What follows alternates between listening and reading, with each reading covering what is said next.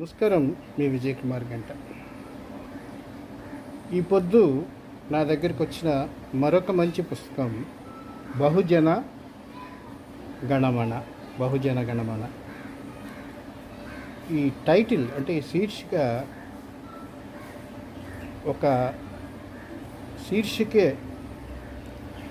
ఒక స్ఫూర్తిదాయకంగా మంచి ప్రేరణగా ఉంది. బహుజన గణమన రచన ప్రఖ్యాత కవి, అభ్యుదయవాది, తెలంగాణ సాహిత్య అకాడమీ పూర్వ చైర్మన్ జూలూరి గౌరీశంకర్ గారు రచించారు.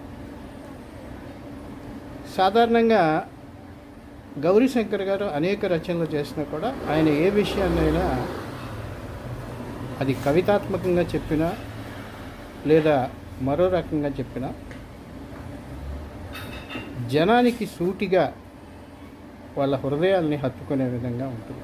బహుజన గణమనంలో కూడా అదే జరిగింది.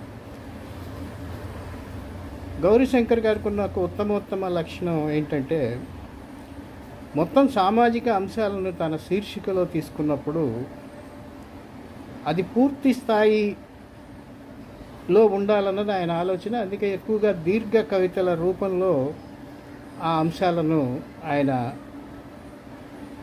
బయటకు వ్యక్తీకరిస్తారు అక్షరాలు.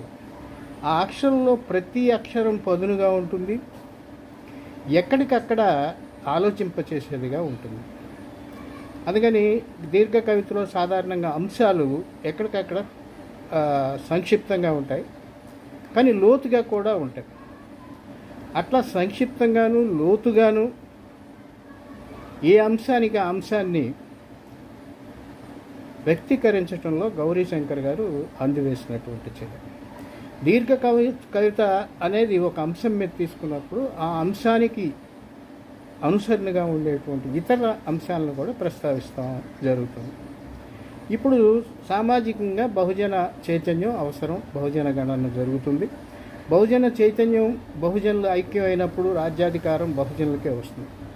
అలాగని ఇప్పుడు అధికారం బహుజనుల చేతిలో లేదా అంటే మోడీ బహుజనుడు, అమిత్ షా బహుజనుడు, ఎవరు కాదన్నా అవునన్నా అమిత్ షా బహుజనుడు, అట్లాగే రాష్ట్రపతి కూడా బహుజనుడు. అయితే వీళ్ళు బహుజన సిద్ధాంతంతో ముందుకు రానందువల్ల పూర్తిగా బహుజన శ్రేయస్సును కోరినటువంటి బహుజన రాజ్యం కోసం చేసేటువంటి గర్జన ఈ జనగణమన.